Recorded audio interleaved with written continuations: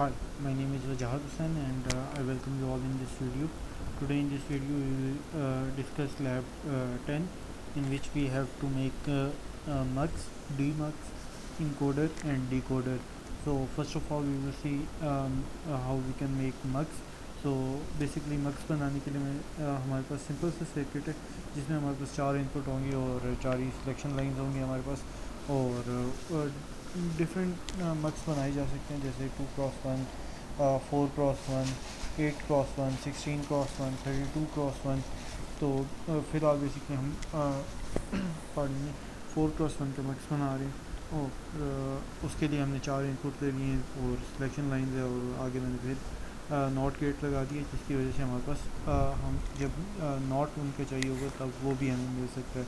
और उसके बाद हमारे पास यहाँ पे 4 एंड गेट्स हैं एंड गेट्स के आउटपुट के ऊपर हमारे पास एक और गेट है और उसके आगे मैंने यहाँ पे लॉजिक प्रोब लगा दी है जिससे हम चेक कर सकते हैं कि हमारे पास आंसर हमारा क्या आएगा। सो फ़िलहाल ये सर्किट मैंने बना दिया है, इसको रन करके देख लेते हैं। और मक्स हम बेसिकली यूज़ इस वजह से करते हैं क्योंकि हम सिलेक्शन लाइंस की मदद से आउटपुट सिलेक्ट कर सकते हैं, यानी सिलेक्शन लाइंस की मदद से अगर फर्स्ट किया हमने यहाँ पे सिलेक्शन लाइन की मदद से अगर हम देखना चाहें तो यहाँ पे 1 1 एंड 0 0 हो जाएगी यहाँ पे और ये हमारी सिलेक्शन लाइन है और हमारी इनपुट जो आ रही होगी 0 0 1 1 की जो आउटपुट है वो इनपुट जो है वो हमारे पास आउटपुट के ऊपर आ जाएगी जो इनका आउटपुट आ रहा होगा। तो बेसिकली हम मक्स इस वजह से यूज़ करते हैं ताकि हम सर्किट हमारा छोटा हो सके और हम सिलेक्शन लाइंस की मदद से ही बस आउटपुट के ऊपर जो हम चाह रहे हैं वो हमारा आ सके। तो ये हमारा मक्स हो गया और प्रोटीज के ऊपर। और अब हम चलते हैं क्वार्टर्स की तरफ। मैंने क्वार्टर्स का कोड यहाँ पे लिख दिया था और मैं इसको रन कर चुका हूँ और अभी इसका आरटीएल व्यू देख लेते हैं। पहले यहाँ से स्क्रीनशॉट दे देते हैं और आरटीएल व्यू देख लेते हैं इसका कि हमारा सर्किट किस तरह का बनेगा। इसका भी एक आउट स्क्रीनशॉट इसको करते हैं बंद एंड उसके बाद अब इसकी वेव आउटपुट फॉर्म देख लेते हैं। और ये हमारे पास हमारी आउटपुट वेव फॉर्म आ रही है जिसमें हमने अभी जो सिलेक्शन लाइन सेलेक्ट की 1 1 है और इनपुट के ऊपर हमने 1 1 1 0 दिया है और आउटपुट के ऊपर हमारे पास 0 आ रहा है। तो इसका भी एक स्क्रीनशॉट ले लेते हैं। तो चलिए अब हम अपना मक्स हमारा कंप्लीट हो गया। अब हम डी मक्स की तरफ चलते हैं।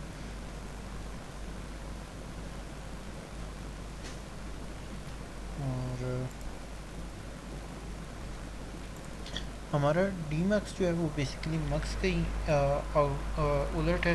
जिस तरह हमारे पास मक्स में इनपुट ज़्यादा होती थी आउटपुट एक ही होती थी, लेकिन यहाँ पे हमारे पास इनपुट्स जो हैं वो कम होंगी और आउटपुट्स हमारी ज़्यादा होंगी। बेसिकली ये डी मल्टीप्लेक्सर का काम कर रहा है और इसमें ये वाली जो हमारी है ये इनेबल का काम कर रही है यहाँ पे और ये हमारे इनपुट्स हैं और हमारी आउटपुट है यहाँ पे। और इसको भी रन कर लेते हैं कहाँ तो इसको यहाँ पे रखूँ, इसको 0 कर दें और इसको रन करें। तो देखें हमारे पास तीसरी जो आउटपुट है वो आएगी और अगर मैं इसको कर देता हूँ तो ये फोर्थ पर ही आएगी और अगर इसको ये सेकंड पे आ गई तो ये हमारे पास डी मल्टीप्लेक्सर है। और अब हम इसका कोड रन करके देख लेते हैं क्वार्टर्स पे कि वो कैसे बनेगा। तो क्वार्टर्स को भी देख लेते हैं इसको। ये हमारे पास मैंने डीमक्स का कोड बना लिया जिसको मैंने रन कर दिया और ये सक्सेसफुली चल पड़े। और इसका एक दफ़ा स्क्रीनशॉट ले लेते हैं और इसका आरटीएल व्यू देख लेते हैं एक दफ़ा कि हमारा सर्किट जो है वो कैसे बनेगा। सो हमारा ये आरटीएल व्यू आ गया, इसका एक दफ़ा स्क्रीनशॉट ले लेते हैं। और इसके बाद चलिए अब हम इसकी आउटपुट वेव फॉर्म भी देख लेते हैं। तो ये हमारे पास हमारी वेव फॉर्म आ चुकी है और इसे भी स्क्रीनशॉट ले लेते हैं। सो बेसिकली हमने अभी तक मक्स और डीमक्स को देख लिया। अभी हम चलें इनकोडर और डिकोडर को देख लेते हैं। और यहाँ पे मैंने इनकोडर का सर्किट बना लिया और बेसिकली हमारे पास जो इनकोडर होता है वो कोई भी ऐसा पैटर्न या कोई भी ऐसी कम्बिनेशन जिसको हम किसी इनकोड करके आगे भेज रहे हो ताकि कोई और बंदा उसको रीड ना कर सके, तो उसको इनकोडर कहते हैं उस सर्किट को। और मैंने यहाँ पे सर्किट बना ली है जिसमें हमारे पास 3 इनपुट हैं हमारे पास, और चौथी जो है ये यहाँ पे है।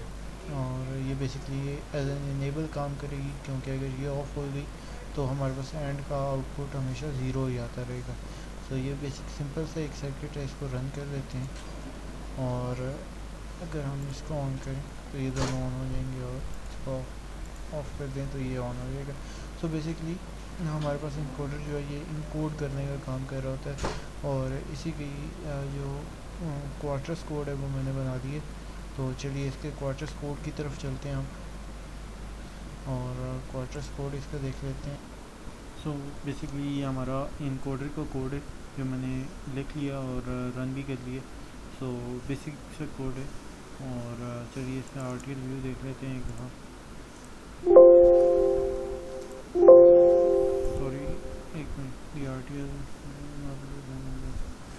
एक दफ़ा दोबारा करके चेक कर देते हैं इसको। सो ये बेसिकली हमारे पास इसका आरटीएल व्यू आ रहा है, और इसकी अब वेव फॉर्म देख लेते हैं कि हमारे पास वेव फॉर्म क्या बने। सो ये हमारे पास इसकी वेव फॉर्म आउटपुट आ रही है, और इसका एक स्क्रीन शॉट लेते हैं। बेसिकली मैंने जो इनपुट्स हैं हमारे ए बी सी, इन तीनों को 1 रखा, डी को 0 रखा है, इनेबल को हमें 1 रखना ही था, क्योंकि इसके बगैर तो हमारा जो सर्किट है आउटपुट हमारे वो 0 ही आएगा। सॉरी। सो इसके एक स्क्रीन शॉट ले लेते हैं, और फिर अपने डिकोडर की तरफ चलते हैं। सो ये अब हमारे पास डिकोडर है। डिकोडर बिल्कुल इनकोडर के ऑपोजिट है।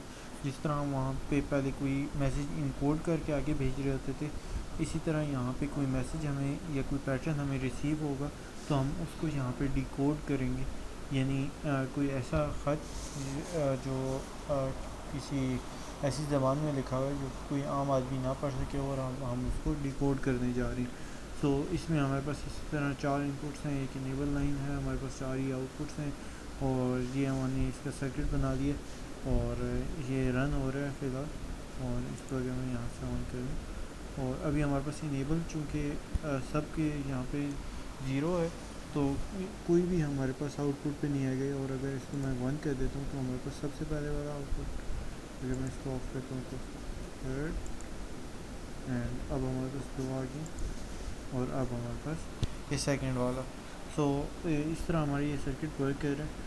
और अब इसका हम क्वार्टर्स में देख लेते हैं कोड कि वो कैसे बनेगा। तो हम क्वार्टर्स की तरफ चलते हैं अब। सो हमारा ये क्वार्टर्स का कोड मैंने लिखा था, उसको मैंने रन करने के लिए लिखा थी। तो ये मैंने कोड लिखा है बेसिकली, और उसी तरह जिस तरह हमने इनकोडर का कोड लिखा था उसी तरह हमारे पास एक इनकोडर डिकोडर का कोड है।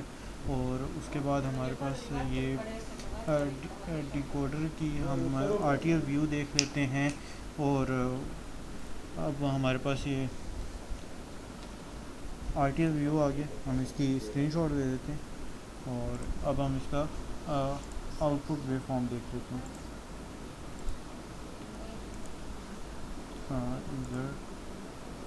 नोड फाइंडर एंड लिस्ट, और ओके। सो हमारे पास ये हमारी इनपुट्स एंड आउटपुट्स आ गई हैं। सो इसको सेलेक्ट कर देते हैं। सो ये हमारे पास आउटपुट है, और इसका एक स्क्रीनशॉट ले लेते हैं। सो हमारे पास यहाँ पे क्वार्टर्स के कोड में मुकम्मल हो गया, और हमने इस लैब में इनकोडर, डिकोडर, मक्स और डीमक्स भी देख लिया। इनका शॉर्ट ब्रीफ मैं दोबारा से देता हूँ। मक्स हमारे पास तब यूज़ होता है जब हमारे पास बहुत सारी इनपुट्स हों और हमें अपना सर्किट शॉर्ट करना हो, और हम उससे एक ही आउटपुट लेना चाह रहे हो पूरे सर्किट से। सो हम मक्स यूज़ कर लेते हैं जिसमें हम सिलेक्शन लाइंस की मदद से हम अपने जो भी हम आउटपुट लेना चाह रहे होते हैं वो सिलेक्ट कर लेते हैं। उसके बाद हमारे पास डीमक्स है। डीमक्स बिल्कुल मक्स का ऑपोजिट है, जिसमें हमारे पास हम मक्स जो होता है वो हमारे पास उसकी आउटपुट एक ही नहीं कर रही होती है, लेकिन यहाँ पे इस तरह होता है कि हमारे पास इनपुट जो होती हैं वो कम होती हैं और आउटपुट ज़्यादा होती हैं डीमक्स के केस में। उसके बाद हमारे पास इनकोडर है। इनकोडर के केस में हम कोई भी मैसेज इनकोड कर रहे होते हैं ताकि कोई भी थर्ड पर्सन उसको इंटरसेप्ट करे, अगर तो उसको समझ ना आए, वो रीड ना कर पाए। सो हम उसके लिए इनकोडर यूज़ कर रहे होते हैं, और इनकोडर का हमने सर्किट देखा था अभी। और उसके बाद हमारे पास डिकोडर है। डिकोडर बेसिकली सेम वही काम कर रहे होते हैं कि जो हमने मैसेज इनकोड किया था, जिस तरह अब हम उसी मैसेज को डिकोड करने का प्रोसेस करें, सो हम उसके लिए डिकोडर यूज़ करते हैं। सो यहाँ पे हमारी लैब एंड होती है। सो इंशाल्लाह हम अगली लैब में दोबारा मिलेंगे। और एंड टिल देन अल्लाह हाफिज़। Please do right your comments if you have any, or if you have any query, then also write a comment. I will make sure to answer you. So till next video, Allah Hafiz.